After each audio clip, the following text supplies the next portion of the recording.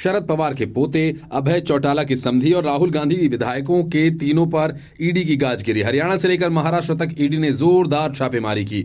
ED के निशाने पर शरद पवार के पोते और विधायक रोहित पवार, इनेलो के दिलबाग सिंह और कांग्रेस विधायक सुरेंद्र पवार आए। प्रवर्तन निदेशालय की ओर से मनी लॉन्ड्रिंग के मामलों में छापेमारी की गई। ईडी ने हरियाणा और पंजाब के विभिन्न जिलों में आईएनएलडी के पूर्व एमएलए दिलबाग सिंह, कांग्रेस के सुरेंद्र पवार और उनके सहयोगियों के ठिकानों पर छापेमारी की। इस छापेमारी में मिले खजाने को देखकर धीरज साहू के ठिकानों पर आईटी की छापेमारी की याद आ गई।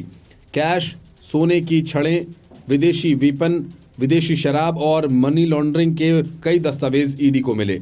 केंद्रीय एजेंसी ने हरियाणा के यमुनानगर जिले में कथित अवैध खनन से जुड़े मनी लॉन्ड्रिंग के मामले के तहत कांग्रेस विधायक सुरेंद्र पवार और आईएनएलडी के दिलबाग सिंह के खिलाफ छापेमारी शुरू की। इस छापेमारी में ईडी ने विदेश निर्मित हथियार, 300 कारतूस समेत कई सामग्रियां बरामद की।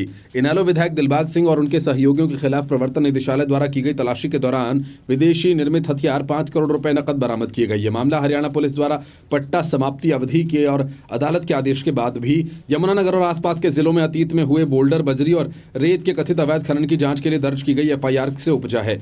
यमुनानगर, सोनीपत, मोहाली, फरीदाबाद, चंडीगढ़ और करनाल में दोनों राजनेताओं और संबंधित संस्थाओं के खिलाफ लगभग 20 ठिकानों पर ईडी ने लगभग 4.5 किलोग्राम सोना और बड़ी मात्रा में कैश बरामद किया। इसके अलावा भारत और विदेशों में संपत्ति से संबंधित दस्तावेज बरामद किए गए।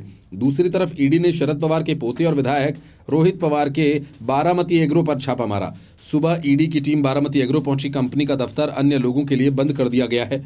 इस कंपनी के मालिक विधायक रोहित पवार हैं। अजीत पवार के राज्य सरकार में शामिल होने के बाद से पवार परिवार में फूट पड़ गई। अजीत पवार उप मुख्यमंत्री बने, लेकिन शरद पवार के पोते और विधायक रोहित पवार सांसद सुप्रिया सुले बड़े पवार के साथ रहे। विपक्षी पार्टी में शामिल रोहित पवार की कंपनियां केंद्र और राज्य एजेंसीज की रडार पर हैं। उधर कंपनी प्रशासन की ओर से किसी ने भी इस मामले में कोई प्रतिक्रिया नहीं दी। केंद्रीय जांच एजेंसियों की ओर से अभी तक कोई जानकारी नहीं दी गई। बीजेपी नेता और पूर्व सांसद किरीट सोमैया ने कनाडा कोऑपरेटिव शुगर फैक्ट्री को लेकर ईडी में शिकायत दर्ज कराई थी। विधायक रोहित पवार की बारामती एग्रो कंपनी ने इस फैक्ट्री को नीलामी में केवल 50 करोड़ रुपए में खरीदा। उन्होंने दावा किया कि नीलामी प्रक्रिया में हेराफेरी की गई और इसके लिए उन्होंने राज्य सहकारी बैंकों पर भी निशाना साधा।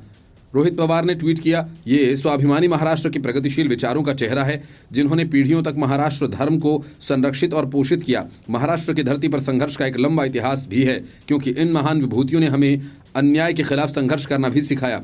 इसलिए एक मराठी व्यक्ति के रूप में सभी को महाराष्ट्र के धर्म की रक्षा और संरक्षण के लिए संघर्ष के लिए तैयार रहना होगा। Bureau report, news of India.